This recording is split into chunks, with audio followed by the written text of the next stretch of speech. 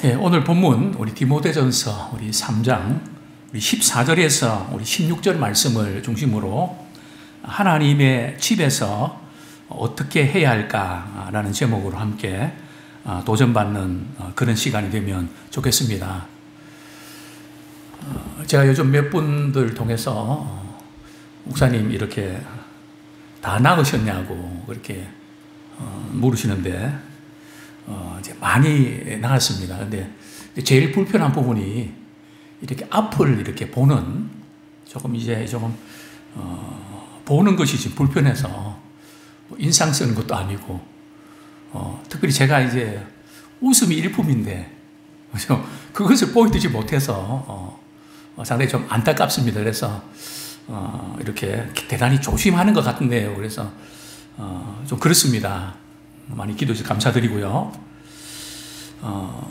요즘은 제가 이제 저녁 기도 한 편을 위해서 하루를 다 쏟는, 왜냐하면 다른 것을 이렇게 공부할 수 있는 그런 여유가 없기 때문에 눈이 좀 아프면 좀 이렇게 또 붙였다가 또 깨어나면 또 말씀 묵상하고 계속 또 성경 이렇게 지금 이제 대상포진 일독하고 이제 마태복음 이제 오늘 다 끝냈는데요. 이제 또 마가복음 들어갑니다. 어쨌든 우리 뇌가 또 가만히 좀 있으면 좋겠는데 제 체질상 가만히 있지 못하거든요. 계속해서 또 이렇게 묵상하고 또 섬겨되니까. 특별히 오늘 우리 디모데전서 우리 3장 우리 14절 보면 이런 말씀이 나옵니다. 우리 같이 한번 읽겠습니다. 시작. 내가 속히 내가 가기를 바라나 이것을 내게 쓰는 것은, 바울이 지금 디모데에게 내가 속히 에베소로 가서 너를 만나서 직접 꼭 전해주고 싶은 것이 있다. 이제 가기를 갈망하지만 바울이 아마도 내가 다시 로마의 감옥에 갇히게 되어서 이제 순교할 수 있겠다. 이것을 직감한 것 같습니다. 그래서 만약에 무슨 변수가 생겨서 가지 못한다면 특별히 이 부분을 꼭 전해주고 싶다. 그래서 오늘 이 본문의 메시지는 바울에게 있어서는 디모데에게 유언과 같은 메시지입니다. 만약에 만나지 못할 수 있는데 사도행전을 보면 결국 바울이 드로아에서 말이죠. 잠깐 만나고 결국 에베소를 가지 못합니다. 그 직감이 맞아 떨어졌는데요. 그만큼 이 말씀은 대단히 중요한 비중 있는 이제 말씀인데요. 오늘 본문에 보면 내가 속히 내게 가기를 바라나 이것을 내게 쓰는 것은, 여기서 이것은 뭘까요? 바로 바울이 이제 디모데에게 보낸 편지죠. 그래서 직접 만나서 이야기를 했지만 할 수 없으니까 내가 서신을 써서 내가 보낸다. 즉 바울이 디모데전서를 쓴 목적을 이야기하는 것이죠. 구체적으로는 디모데전서 2장 우리 1절부터 이제 3장 13절까지 그죠? 그 부분을 우리 가리킨다고 볼 수 있는데요. 바울은 지금 디모데에게 내가 혹시 못 가더라도 이것만큼은 신경을 써서 꼭 이대로 목회하면 좋겠다 하는 고민한 내용인데요. 그게 뭘까요? 우리 15절 말씀 우리 같이 한번 읽겠습니다. 시작. 만일 내가 지체하면 너로 하여금 하나님의 집에서 어떻게 행하여야 할지를 알게 하려 함이니 이 집은 살아계신 하나님의 교회요 진리의 기둥과 터니라. 바울은 자신이 디모데를 만나지 못할 가능성에 대비해서 그렇게 좀 강조하고 이것만큼 놓치면 안 된다. 이것을 그렇게 전하고 싶었던 겁니다. 그게 뭘까요? 하나님의 집에서 어떻게 해야 하는지. 즉 하나님의 집이라는 것은 오늘 교회잖아요. 교회에서 어떻게 해야 되는지. 물론 바울은 디모데전서 3장 우리 1절부터 이렇게 감독은 이러이러해야 된다. 또 그리고 집사는 이러이러해야 된다. 하는 이런 것을 이제 강조하면서도 그 근원적인 것을 터치를 합니다. 그래서 바울이 지금 하나님의 집에서 어떻게 행해야 된다. 어떻게 보면 어떤 지침을 강조하고 있는 것 같지만 지금 바울이 지금 강조하고 있는 것은 어떤 지침입니까? 교회가 뭔지 그것을 확실히 알고 우리 주님이 어떤 분인지를 확실히 알고 섬겨야 된다. 어떻게 보면 상당히 교리적인 또 복음의 핵심을 언급을 합니다. 어떻게 행해야 될지 어떤 행동 강령을 제시하는 것 같은데 사실은 행동 강령 이전에 올바른 교회로는 어떻게 되냐. 교회는 이 경건의 비밀을 가져야 되는데 경건의 비밀이 뭔가 이 부분을 이제 강조를 하고 있습니다. 자, 교회는 어떤 곳일까요? 성경이 이렇게 말씀합니다. 15절에 보면 하나님의 집에서 자, 교회는 어떤 곳이라고요? 하나님의 집입니다. 옛날 문패 기억나십니까? 저도 어릴 때 저희 집에 가면 저희 아버님의 문패가 검은 말이죠. 이렇게 문패가 달려 있었습니다. 김영국 씨의 집 이렇게 누구누구의 집 그죠? 한문으로 그때 많이 썼던 것 같아요. 그죠? 왜냐하면 이곳에는 김아무개가 사는 집입니다. 뭐 그런 뜻 아닙니까? 하나님의 집이라고 하는 것은 하나님이 거하시는 곳, 즉 하나님이 임재하시는 곳. 바울은 또 이렇게 고백합니다. 교회는 어떤 곳인가? 이 집은 살아계신 하나님의 교회요. 살아계신 하나님의 교회다. 교회는 두 가지가 중요합니다. 첫 번째는 생명입니다. 다른 하나는 조직입니다. 어떤 행사나 어떤 조직만을 거기에다 우리가 신경을 써야 되는데요. 그러나 교회 안에 생명이 없으면 아무것도 아니죠. 그래서 교회를 생명을 지닌 유기체라 그럽니다. 그래서 교회는 살아계신 하나님의 집이다. 성도들이 모여서 예배 드릴 때에 살아계신 하나님을 만나야 되고 또 주님의 임재하심을 나타나야 되고 또 안 믿는 사람들도 교회 와서 여기 정말 하나님 계시네. 다른 데서 볼 수 없는 정말 여기는 하나님이 계신 곳이다. 하나님이 계시기 때문에 참 이런 일이 일어난다. 이것을 확인할 수 있어야 됩니다. 우리 출애굽기 25장 8절 하나님께서 성막을 지으시고 이렇게 말씀하셨죠. 출애굽기 우리 25장 8절 한번 보겠습니다. 언약의 핵심이라 그러죠. 대단히 중요한 이 말씀이 구약 전체에 계속해서 나오는데요. 같이 읽겠습니다. 시작. 내가 그들 중에 거할 성소를 그들이 나를 위하여 짓되. 그들에게 성소는 하나님이 거하시는 곳이라는 그런 뜻이죠. 그 다음에 레위기 26장 12절. 레위기 26장 12절. 오늘은 성경을 몇 군데 우리 찾아보겠습니다. 시작. 나는 너희 중에 행하여 너희의 하나님이 되고 너희는 내 백성이 될 것이라. 너희의 하나님이 되고 너희는 내 백성이 된다. 이 언약의 핵심되는 부분이죠. 또 에스겔서 37장 우리 27절 한번 보겠습니다. 에스겔서 37장 27절.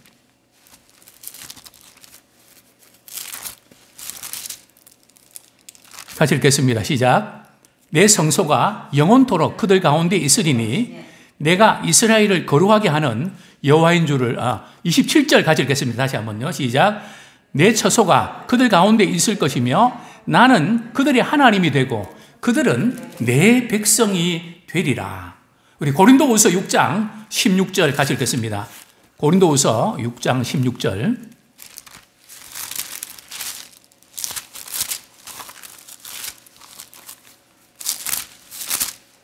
네, 같이 읽겠습니다. 시작. 하나님의 성전과 우상이 어찌 일치가 되리요? 우리는 살아계신 하나님의 성전이라. 이와 같이 하나님께서 이르시되 내가 그들 가운데 거하며 두루 행하여 나는 그들의 하나님이 되고 그들은 나의 백성이 되리라. 하나님이 거하시고 또 하나님을 만나는 곳, 그것이 바로 성전이고 또 성소고 오늘날 교회라는 것이죠. 그렇습니다. 교회는 단순한 조직이 아니라 살아있는 유기체입니다. 즉 생명체라는 거죠. 자, 그 교회의 생명력은 어디에 근거해야 될까요? 우리 디모데전서 3장 15절 같이 읽겠습니다. 시작. 만일 내가 지체하면 너로 하여금 하나님의 집에서 어떻게 행하여야 할지를 알게 하려 함이니 이 집은 살아계신 하나님의 교회요 진리의 기둥과 터니라. 자, 교회의 생명력은 어디 있는가 하면 진리의 기둥과 터에 있습니다. 그죠? 얼마나 많이 모였나, 얼마나 많은 행사를 하고 그것보다 더 중요한 것은 바로 진리의 기둥과 터에 근거해서 그 말씀이 살아 움직이는 교회인가, 그죠? 진리가 되는 그런 교회인가, 그것이 교회의 핵심이라는 것이죠. 진리의 기둥과 터다. 아마 지금 바울이 디모데에게 교회가 진리의 기둥과 터라고 말씀할 때는 그 에베소에 있는 아데미 신전, 아데미 신전은 기둥이 많거든요. 제 기억에 124개 그 이렇게 높이 솟아있는 그 기둥들이 말이죠. 그래서 그들은 그 기둥의 그 역할이 뭔지를 알고 있습니다. 그죠? 교회를 떠받쳐 있는 그 기둥. 또 여기에 그 터라고 하는 것은 원문에 보면 받침대거든요. 뭐 조각상 같은 것도 이렇게 받침대에 세워놓지 않습니까? 정말 교회가 이렇게 설 수 있는, 또 건강하게 지탱할 수 있는 근거가 뭔가, 목회자와 직분자와 성도들이 정말 진리의 말씀 안에 서 있는가, 예수 그리스도 중심으로 신앙이 형성됐는가, 그것이 이제 관건이라는 거죠. 진리의 기둥과 터는 진리의 확실성과 이 경고성을 의미합니다. 자, 우리 16절 말씀 우리 같이 한번 읽겠습니다. 시작. 크도다 경건의 비밀이요 그렇지 않다 하는 이 없도다. 그는 육신으로 나타난 바 되시고 영으로 의롭다 하심을 받으시고 천사들에게 보이시고 만국에서 전파되시고 세상에서 믿음 바 되시고 영광 가운데 올려지셨느니라. 여기 보면 크도다 경건의 비밀이요 그렇지 않다는 이 없도다. 자, 여기서 크고 놀라운 경건의 비밀이 무엇을 가르치는 걸까요? 우리 신앙인들이 말씀 있고 은혜 받고 주관적인 그런 체험을 가르칠까요? 오늘 본문에서 말하는 경건의 비밀은 바로 복음으로 자신을 나타내신 예수 그리스도 그분을 가르칩니다. 예수 그리스도 그분이 경건의 비밀입니다. 우리가 우리가 필요한데요. 항상 그 체험은 말씀의 건강한 체험이 되어야 됩니다. 또 말씀의 조율을 받아야 되는 그런 체험이 되어야 됩니다. 그러면서 오늘 본문에 보면 예수 그리스도의 출생부터 승천까지 이제 육행시로 이루어져 있거든요. 자, 첫 번째가 뭘까요? 예수 그리스도 그분은 육신으로 나타난 바 되셨습니다. 그렇죠? 예수 그리스도께서는 이제 육신의 몸을 입고 이 세상에 오셨죠. 신학적으로는 그리스도의 비하입니다. 하나님의 아들이신 그분이 우리를 죄에서 구원하시기 위해서 인간의 몸을 입고 오셨다는 사실, 또 우리 하나님께서는 우리에 대한 자기의 사랑을 예수 그리스도를 보내주심으로 확증해 주셨습니다. 예수 그리스도께서 이제 육신을 입고 오셨다는 사실. 그러나 죄인이 죄인을 구할 수 없기 때문에 예수님은 잉태 자체가 어떻게 잉태하셨나요? 성령으로 잉태하셨죠. 자, 두 번째 예수님의 출생의 그 비밀 중에서 하나가 영으로 의롭다 하심을 받으시고, 그죠? 즉 앞에 이제 육신으로 입으셨다는 것은 예수님의 인성을 가리킨다면, 영으로 의롭다 하심을 받으셨다는 것은 그리스도의 신성을 가리킵니다. 물론 예수 그리스도께서는 인성과 신성을 100% 갖추신 분이신데요. 특별히 예수 그리스도께서 영으로부터 의롭다 하심을 받은 사건이 뭘까요? 그게 바로 부활 사건입니다. 우리 베드로전서 3장 18절 한번 보겠습니다. 네, 오늘 본문은 우리 신앙의 교리적으로 대단히 중요한 그 메시지인데요. 베드로전서 3장 18절 같이 한번 읽겠습니다. 시작.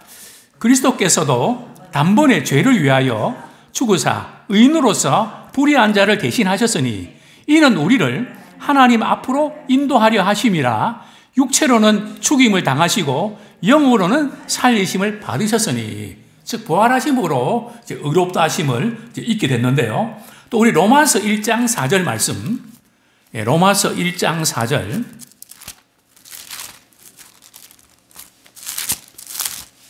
같이 한번 읽겠습니다. 시작. 성결의 영으로는 죽은 자들 가운데서 부활하사 능력으로 하나님의 아들로 선포되셨으니 곧 우리 주 예수 그리스도시나. 예수의 십자가 사건과 이 부활 사건은 대단히 중요합니다. 하나님의 아들로 선포되는. 자, 그 다음에 우리 3장 26절 의롭다함을 받으시고 또 그분을 믿는 자를 의롭다고 하시는 분이시죠. 로마서 3장 26절 한번 같이 읽겠습니다. 시작. 곧 이때에 자기의 의로우심을 나타내사 자기로 의로우시며 또한 예수 믿는 자를 의롭다 하려 하심이라. 예수 믿는 자를 의롭다고 해주시는, 참 엄청난 사건 아닙니까? 예수를 믿음으로 우리가 의롭다함을 받게 됐다. 우리는 너무 당연하게 여길 수 있지만, 자, 그 다음에 우리 다시 본문도 돌아갑니다. 디모데전서 우리 4장 의롭다 하심을 받으시고 그 다음에요 천사들에게 보이시고, 우리 진리의 기둥과 터는 잘못 들어가 있는데요. 그 다음에 우리 천사들에게 보이시고. 자, 예수님은 출생 때부터 성전까지 항상 천사들과 더불어서 나타나셨죠. 자, 먼저 우리 누가복음 우리 2장 12절 같이 읽겠습니다. 누가복음 2장 12절.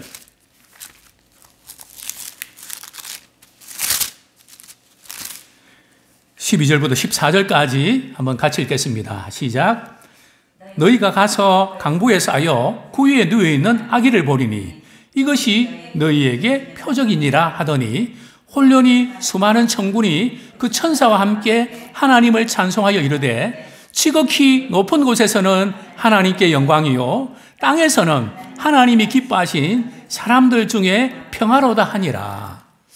이 세상에는 우리 악한 천사들이 말이죠, 우리를 미혹하지만 또 하나님께서 자기 천사를 보내주셔서 성도들을 보호하시고 지켜주십니다. 우리 이걸 놓치시면 안 돼요. 즉 예수님의 나타나심이 이제 천사들에게 보이심. 그 다음에 우리 예수님 승천하시는 장면을 볼까요? 사도행전 1장 10절 말씀 우리 같이 한번 읽겠습니다. 사도행전 1장 우리 10절 11절 시작. 올라가실 때에 제자들이 자세히 하늘을 쳐다보고 있는데 흰옷 입은 두 사람이 그들 곁에 서서 이르되 갈릴리 사람들아 어찌하여 서서 하늘을 쳐다보느냐. 너희 가운데서 하늘로 올려주신 이 예수는 하늘로 가심을 본 그대로 오시리라 하였느니라.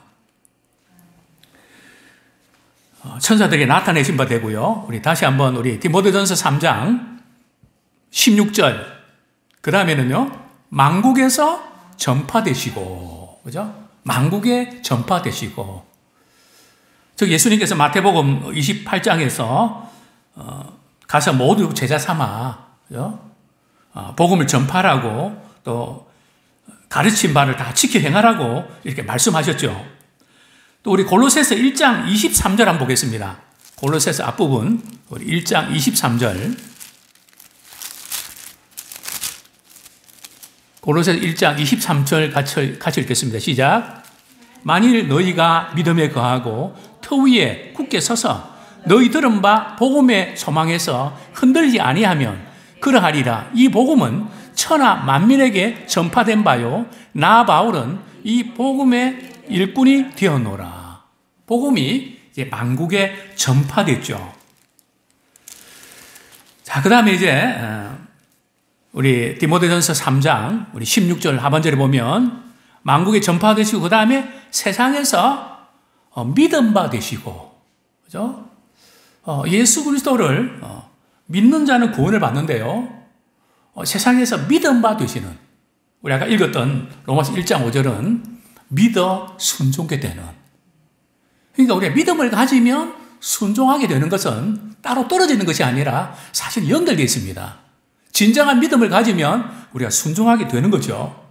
세상에서 믿음 받는 이방인이든 그 누구든 복음을 그대로 받아들일 때는 성령께서 역사해 주셔서 믿음 받는 이것이 경건의 비밀이라는 거죠. 자, 마지막으로 믿음 받으시고 그 다음에는요, 영광 가운데 올려지셨느니라.